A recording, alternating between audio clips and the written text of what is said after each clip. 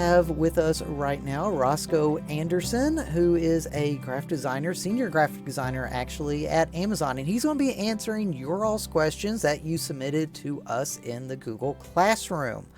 Roscoe, will you briefly introduce yourself for us? Sure. First of all, it's a pleasure to be here. Thank you for having me and letting me answer these questions. My name is Roscoe Anderson. I'm from Louisville, Kentucky. I live here in Shelbyville, Kentucky currently. I do work at Amazon. I have a tenured lifestyle in the arts and am happy to be here to answer any questions about them. All right, so I'm going to go ahead and jump right in. The first question that I have for you, and this was actually quite a few of my students wondered this one. Do you have full creative control over what you do with your designs at Amazon, Mhm. or do some of your designs get rejected? That's a good question. That's a two-part question too that could go both ways. So creative control. I'm not bound by a contract basically with Amazon that says they own everything I do. Um, but at the same coin, they kind of do because I am an employee of theirs and we have an internal branding system. If Mr. Gray showed you all any of that, how that works being a designer with a company, a large company like Amazon, most companies out there have this kind of system where a brand team will build an internal branding system, such as the Smile logo. I'm sure you've seen that everywhere. The Amazon Smile, it's very similar to a lot of companies like the Nike swoosh or a McDonald's arches. Those are pre-built. Those were there before I came here. So I'm given, access into the internal branding guide. And based off of what projects I have to do through the week, through the year, through the quarter, most of them kind of revolve around that branding guide. So we build off of that and add tweaks to it that make it different. So that's why I come in and do various things that kind of play off of that. So it's not that I don't have creative control. I do, um, but we're a team. It's not like I go in and create something and immediately say it's good to go. There's no changes needed. Stuff gets rejected all the time. It's a process of uh, not trial and error, but first drafts, second drafts, third drafts. Mock drafts is what the word I use, mock. So meaning not finished, not finalized. So there's a process of going through stages when you get a project. Sometimes it will be one stage and it's easy to do, get it done. Everything looks green across the board and it gets sent out to the public or gets sent out internally to everyone at Amazon and everything's great. Sometimes things go out that I look back on now and I don't like. I mean, everyone else greenlit it, but I'll still see it and say I don't like it. But that's just personal. So lots of things get rejected, lots of things get successful creatively. But I do still have creative control of the work I've done there. So anything that I have done there is in my portfolio, which we'll talk about like what a portfolio is and things like that. But I keep that for myself to show for future in case I ever wanted to work somewhere else or do something else, or even within Amazon, I show to another creative team if I'm trying to move to another team. So yeah. How did you get into graphic design, and why did you pick that as a profession? That's a good question, and I was hoping I would get that question. So, if anyone there is unfamiliar with what graphic design is, the simplest term would be computer arts, computer generated art. Um, when I starting in graphic design, it was actually called commercial arts. Is the study I was in was it wasn't even graphic design. It was advertising design is what they called it. There's a lot of different lingo and terms for what graphic design is, and that's just a core word for it. And actually, it's kind of phasing out. The term graphic designer isn't really being used as much anymore. We're using a term called UX designer, which means user experience design, because there's a list of other things we're doing now as far as accessibility for a user, a person to whether it's use a website, whether it's to read a book. That's what they're calling it. When I started, I will be completely blunt and honest with you, children, just like I'm completely blunt and honest with my own child, Riley. I loved visual art growing up. I loved to paint. I loved to draw. Even if I wasn't good at it, I just loved, that was what I loved to do. And your age and younger, and especially around your age, was when I really fell into it and thought, hey, I think I want to do this. Like, this is fun. Um, I got into high school and I joined a lot, and I'm recommending that for all of you. I joined as many art classes as I could in high school, and did all kinds of different things that I didn't think I was good at, like ceramics and sculpture and printmaking. My school had a variety of art programs that we were allowed to take as electives. I just wanted to find what I wanted to do. I wanted to be a painter. I wanted to be like a acrylic oil painter and paint beautiful paintings. That is a hard job that doesn't pay that well. There's a reason they call it a starving artist, is what I tell people, because you will. If you, and I'm not saying don't do that if that's what you want to do. If you love it and you have to do it, you do it. I wanted to do that. I found it very overwhelming when I was trying to figure out at 18 as an adult what I'm going to do. I didn't want to work in the factory. I didn't want to work at Ford or an assembly line. I loved doing art. And I went to school at Jefferson Community and Technical College, KCTCS now, I think is what it's called. And I enrolled in any art classes I could, art history, things like that. And then I came across the photography class. Photography is a big one to get people into that scope of digital art. And with that class, I had to take a Photoshop class, which was called digital imaging, learning Photoshop and learning how it worked. And I was like, oh, this is fun. And I like, editing and stuff like that. This was pre iPhone, social media. So like, I know a lot of you can do this stuff now. And then I took a Illustrator class, was the class. So I was like, I'm going to get to use the techniques I know how to do with drawing, but it was digital on the computer. And I remember my first project was to replicate the Subway logo, the restaurant Subway, and how to match color for color and how to lay out. There's a tool in Illustrator called the pen tool, how to use the pen tool and understand what font and typography is.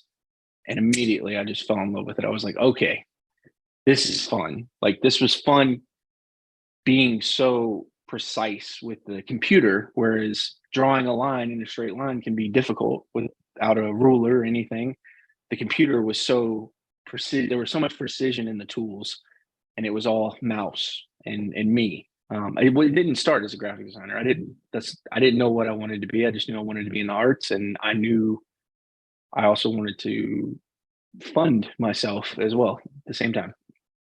Next, how do you come up with your ideas and what exactly motivates you when you make a design? Well, I mean, I had one today. I had a project I had to do today that motivation is hard. Motivation is hard. I've talked to your teacher, Mr. Gray, but I'm a huge procrastinator, and it's not a good it's not a good lifestyle and tactic to have, to wait around. Here at work, we have deadlines. Everything kind of runs on deadlines. So we have a project will come in, and I'll speak to the team that wants this project or individual, and there'll be a set timeline that they want to see some movement on it. I want to see some first drafts. I want to see the final by this date, whatever. I had one that wasn't necessarily due today, being Friday, but I mean, Friday, the end of the work week, like, they need to see something before the weekend starts. And I had really not had much in advance to put it together. So motivation comes from a lot of different places. Work related stuff I could be motivated. It's just like you all in school. You're human. You want to be happy doing what you want to do. And sometimes there's things in your life that you definitely don't want to do, homework or schoolwork or going to school or anything, cleaning your room. I get it. but you have to realize like just getting through that will get you to the next step. So the motivation comes from everywhere. The motivation, work related with here at Amazon, there's plenty of things that motivate me. If the project comes in and I'm excited about like just trying something different or using a new technique, or someone's got a fresh open book and they're like, you come up with everything for us. And then sometimes that's overwhelming. They could say that one week, that could be motivating. The next week I can go, no, I don't. Just tell me what color you want something and let me just finish this. So it's hit or miss. I mean, and motivation is hard with procrastination. They go together. Personally, I do a lot of artwork on the side outside of Amazon that I love to do. That's very easily motivated by pop culture. I love pop culture stuff. I love music. Lots of music can be motivating. Um, Movies, books, stories. I'm a person of deep like interest of emotion. So a lot of emotional stuff can motivate you to say this would, a thought pattern can start a train thought and then try to capture it when it happens and then say, write it down and hopefully get to it and create a piece of work out of it that you think captures emotion. That's all art really is anything that captures emotion. So yeah, that's a good motivation, I think. Lots of various degrees of everything. It is hard to stay motivated. It's not, no one is motivated all the time. But at your job too, you're motivated because it's your job. You want to make sure you're a good employee, a good peer. I have people that depend on me at work. I have people that depend on me at home. So I need to make sure I'm giving myself the effort to stand behind my name. I want to make sure I'm putting in that effort, that they recognize that I did what I could to help them. That's why they hired me to do it. So that's the motivation. How long do you typically take on a design? Like I said, I'll be honest with you all. It can take me, it could take anywhere from a month. I mean, depending on the size of the project. Design specifically, just a design is a hard concept because a project is basically kind of what I'm working on, which could just be a logo design or a some type of design within Amazon that I could see the project come in or go over it with in a meeting and say they would give me their deadline of when they need it, and I could say I could get that done in 2 days if everything goes into the process that I believe it will. Like if I see the task at hand and go, I know how to do this and I know how to make this accurate for the person asking for it, I can definitely knock this out quickly and efficiently. Most of the time here at Amazon, I have about 5 to 6, sometimes higher during peak areas of the year, projects going at one time. I have stakeholders is the word we use here at work. It's people that are customers, but they're not customers. They're internal customers. They're a director of this side of the company or a team over here or a communication here. There's a lot in this in a company like this that has to go through a lot of people. It's not like I can just go and say this is done, move on. We have to check boxes and work as a team. Yeah. And this was actually quite a few students wanted to know this, and this kind of plays into the next question too, but I think they're two separate. What advice would you give someone wanting to pursue graphic design as a career? Okay. Um, I think back of when I was your age and what, you know, hindsight's 2020 is what they say and all that stuff. And you have the ability right in front of you to do anything. I mean, anything. And you have the time right now and it's vast and open and you can, I know it sounds dumb and overwhelming to put effort into something like that when you have so much other things on your mind in a hard time of your life. And I understand that as well. But when I was your age, stuff like YouTube didn't exist. And I'm, I'm enthralled with YouTube. I love YouTube. It's an open library source of the world. I mean, you can learn anything, anything. I can learn how to, I've used YouTube to tie a tie the first time I needed to learn how to tie a tie, to fix a dryer, to play the guitar, to play the piano, stuff like that. There's so much out there. If it's graphic design specifically, it doesn't even need to be that. You could be in this, watching this, and you have no desire to be in graphic design or art or anything. The world is so open to you right now for everything. Like, and you have all the time in the world. I wish I could go back to 13, 12, and start playing guitar then with all of the stuff you have now, because I would think, wow, when I'm in my 30s, what could I be like then? For graphic design specifically, the same thing. There is so much in front of you of, especially students, they offer free. Adobe, for example, is the platform I use for Photoshop, Illustrator, things like that. There are offerings for students, free memberships for an adult. It costs a lot to even have the software and the tools. You might not even have a computer. The computers at school, there's offerings. You just need to take the time and invest and look on your own. Don't wait for someone else to teach you and show you. See what you can find and dive in. Like, there's so much out there to continuously learn from, and so many people on the internet, on YouTube, and good areas of the internet that want to teach you. Your teacher, I've watched his YouTube videos. I've seen his tutorials, and I think I watched one that he did on pen ink pen dabbing and stuff like that. I don't remember which one I saw when I was looking at the channel, but stuff like that, like, uh, it's all there, and you can learn everything. You could be better at it in a week than me.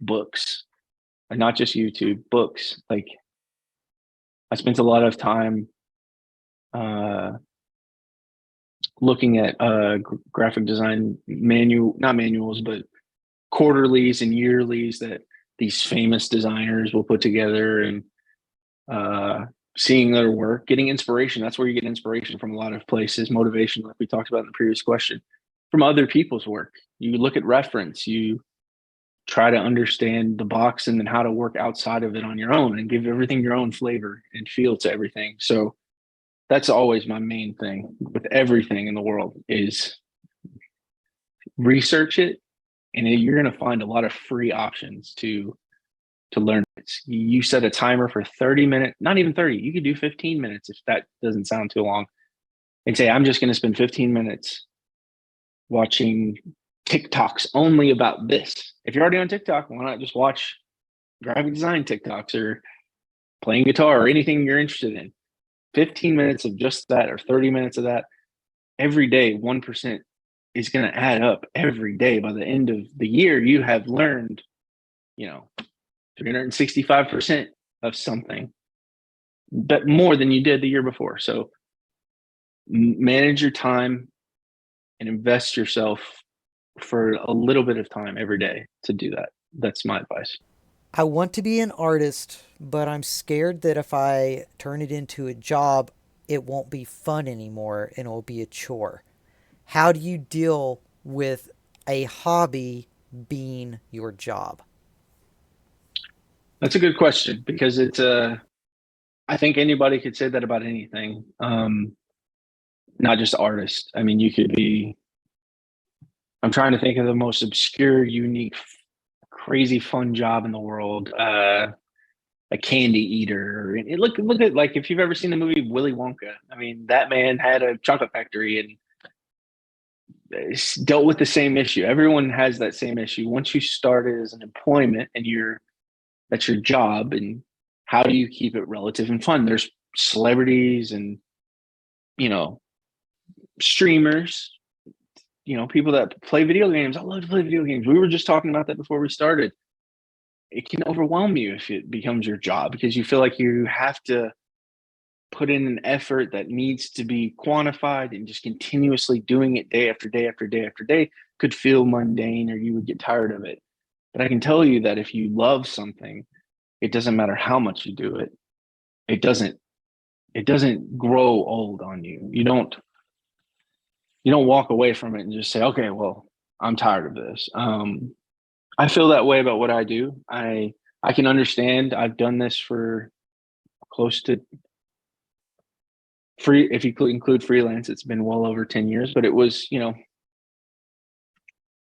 I can get tired at work. I can get tired and go, I don't want to do this today or things like that. You have to make sure you set aside, again, time management. You have to set aside your own time for personal. Like I love doing personal artwork as well. Um, that excites me. That gives me motivation and inspiration to do things like that, that I put on a different platform that's not with work related things.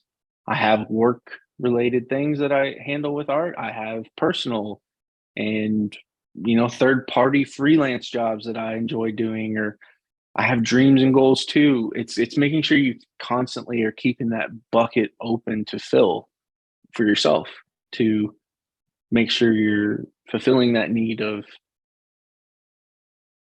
aspiring to do what you love.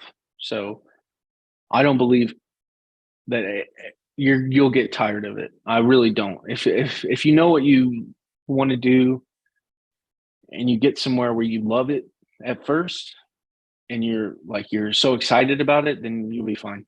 What kind of software or programs do you Mm. use to create your art? So there's a lot out there. There's a lot that when I kind of started in the world when I was in college, um, Adobe Creative Suite was the name that it was given. That was the title. It was CS4. So it was kind of like just like your iPhones. There was like iPhone 1, iPhone 2. There was Creative Suite 1, Creative Suite 2. They had so CS4 was where I started, which included, and actually, if I'm being honest with you all, when I was in high school, I was part of the newspaper at my school, and I was using InDesign for our newspaper, laying out in Adobe InDesign, and I didn't even realize what I was using. I didn't know what software it was. I just thought it was something you use for a newspaper. But and that could have been CS2 or CS1, honestly. So that was the go-to standard. That was the iPhone of the world, was Adobe Creative Suite, and it still is. I mean, that is what I prevalently use at work.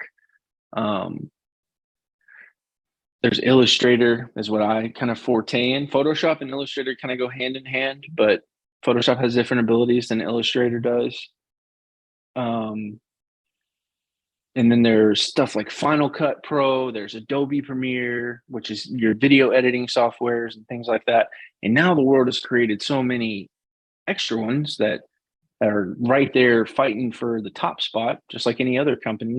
One of the tools I use here at work is my iPad Pro, and I use Procreate. Procreate is a huge tool that the art world um, got interested in. Riley has a bunch of art in here she does on here, but it allows me to go in and actually use a pen style tool and draw right on screen, things like that. So these things are expensive, and I recognize that. They know what they're doing by pricing things a certain way for creatives. But there's so many tools. It doesn't have to be that. It doesn't have to be Procreate. It doesn't have to be Adobe Creative Suite. There's free options out there. So many. Do your research on those and find the one that fits well. Like find the one that you can learn the tools, because they're also very expansive. There's things in Illustrator. I have this right here in front of me. This is like a quick key shortcut to Illustrator. So it's like all the different quick keys I can use to make my life easier within Illustrator and Photoshop. There's millions of things in there that I don't even know how to do. Couldn't tell you how to do it, but learning it, continuously learning, um, and jumping back to that previous question. Once you have a software in front of you, YouTube, like you have a question about something, go to the internet and see if somebody else has already done it. More than likely they have, and they're going to show you how to do it. And then you learn how to do it. then you remember how to do it, and then you create what you wanted to create with that same style of tool, and then you've built on. I mean, the knowledge and information is being passed on around all of us, and you'll pass it on to the next person. So Now, our last question that we have here before we wrap it up, and if you want to send this to me later in an email or something, I can pop it sure. up on the screen. But they ask, what is your favorite design you've ever made? Hmm. And if you can't send it to me, that's fine. I'll just cut this question out. No, no, I could. I'm just trying to think. I'm trying to narrow it down to my favorite design. I've done. I'm going to give you a couple. I'm going to give you a couple because I can't choose a number one. When I was in school, early in college, this is early into learning how to do anything in design. So I think this is a big benchmark. This is kind of where I fell in love with it too, and I was like, "Oh, I want to do this." We had an art show at college, and I wanted to submit a couple of different things, and it could be projects we worked on in college or personal, like any idea we could think of.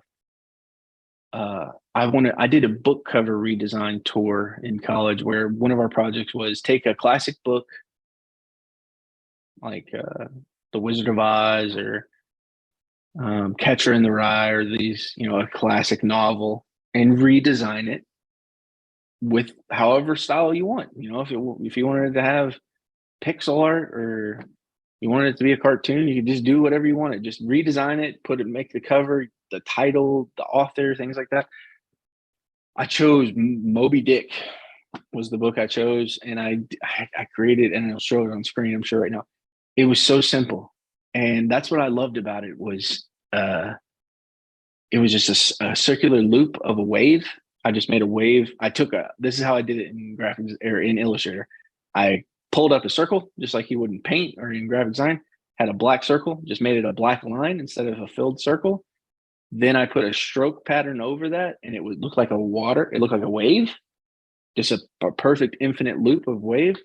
And I added in a whale's tail inside of the wave and a ship on this side. So it looked like the ship was constantly trying to escape the water and it couldn't. And this whale was fishing out, and I didn't even know what I was making at the time. I just was trying things out, and it just plugged together. And then the concept was there of the story of Moby Dick is the captain that wants to catch this whale, and it just drove him crazy his whole life. And that's the endless loop that he's in to finally get to it.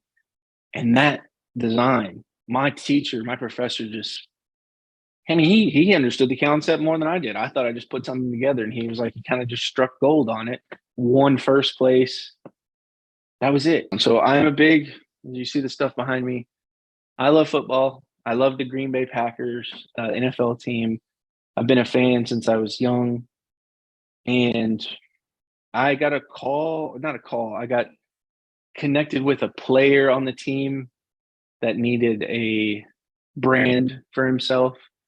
If anyone's familiar with Tom Brady or something, lots of people out there in the world want their own kind of brand for themselves that's not connected to a team. So Tom Brady has TB12 is the name he uses for his brand, and then it's a logo. He has a lot of clothing line and books and all that stuff. So this guy's name is AJ Dillon. He's a running back for the Packers. He wanted the same thing. A lot of star athletes and professionals have a sort of logo brand for themselves, usually their initials or something designed a certain way. Stuff just magically melded together perfectly, and we had a deal, and we worked together, and now he's out there with sole ownership of his design that I did for him, but that's what we agreed to and signed a contract and gave me a connection to my favorite team. So it was like, that's another one of my favorite designs because while it was simple, it was just the network I made with it along the way and how it affected me emotionally and made me excited and joyous and getting to work with someone like that. And it doesn't have to be these big milestone designs either. I have designs that I've done for like Christmas cards of the family instead of having a Christmas card taken where we're like doing something. I'll send you this one. You can share it. I digitally drew all of us of our family and sent that out as Christmas cards, and all my family loved that. And I've done wedding invitations for people. That's something you do in graphic design. A lot of people that are getting married want reach out to you to do their wedding invitations, which is fine. I love doing that. Lots of things on my Instagram are music related. I love those things too. Like those are the ones that I kind of pour everything into personally because I'm the only one that really looks at them anyway. I put them up there for me so that way I have a catalog that I don't have to keep anywhere else and I can share it with people later if they're interested in it. So Thank you so much for your time and for answering the questions that we had. And before we leave, is there any information or any advice that you would like to give to our students as a closing message? sure, sure. Yeah, I actually do. And I feel like I've given you all enough uh, proverbs for the day to try to get your head around. And I understand that they sound annoying, and the cliche old guy just telling you to live your life to your fullest and all that stuff. I'll say this: life is cold and it is hard, and that's not being mean or unjustified. It is hard. It's hard being an adult. It's hard finding yourself and finding what you want to do and doing what you love and all that. And get up. It will hurt, and hopefully you don't have any of that. But that's being unrealistic and naive if you don't think there won't be anything that comes your way that will be hard outside of just this class or art or anything else in your life. Don't find yourself not willing to get up and picking up your feet. Do it. Like, you'll find a way through lots of things, and you're not a better person if you've never had any kind of trials or problems come your way, because it really does teach you how to become who you want to be. Understand that you're not alone. There's lots of people in the world that are around you that you don't think understand you or can hear you. They will if you spend the time to talk to them and communicate, like I've said. So that's my advice. Always try to communicate how you're feeling, and you'll find your path. Everyone has one. So that's my advice.